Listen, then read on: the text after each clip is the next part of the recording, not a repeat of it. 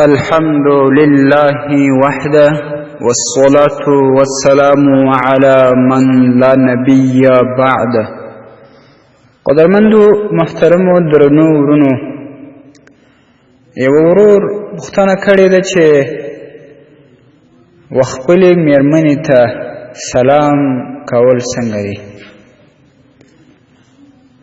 ځکه په پښتني ټولنه کې خپلې میرمنې ته سلام کول یا په خپل کور کې بعضې زنانو ته سلام کول لکه مور سوه، خور سوه یا هم لور سوه، خلک یې ښه نه ګڼي.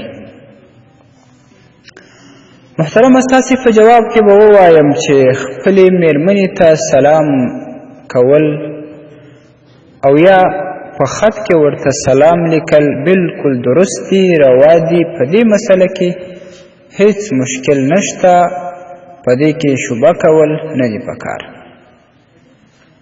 رسول اکرم صلی الله علیه وسلم و جلیل القدر صحابی حضرت انس ابن مالک رضی الله تعالی عنه ته وایي: یا بنی اذا دخلت علی اهلک فسلم. ای زویکیا، کله چې خپل کور ته داخلیږي نو سلام کوه، یکونو برکتن علیک وعلی اهل بیتک. دا به ستا دپاره، ستا د اهل بیت، ستا د کورنۍ دپاره برکت وي. ترمذي شریف کې دا حدیث راځي. دا شان حضرت جریر رضی الله تعالی عنه وایي چې ان النبی صلی الله علیه وسلم مر علی نسوة فسلم علیهن. نبی علیه الصلاة والسلام چې بخپله پر زنانو باندې تېرېده نو هغوی ته به سلام کوئ. مسند احمد کې دا حدیث راځي.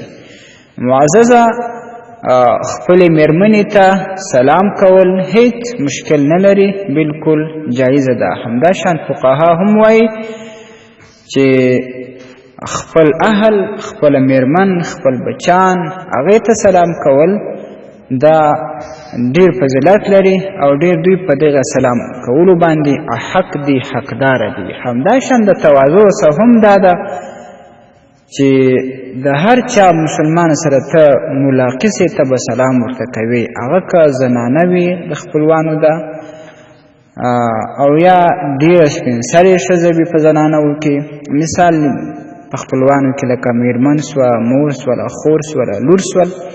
او دا شان ماشومان، نارینه ماشومان چې کم دي هغې ته سلام کول او دا شان لویانو ته، دا د تواضع څخه یو علامه ده د تواضع. احکام القرآن د امام جساس رحمه الله، دریم جلد صفحه 409. دا شان مشکات المصابیح اول جلد صفحه 399 او الفتاوى الهندیه پنځم جلد صفحه 325. والسلام علیکم ورحمة الله وبرکاته.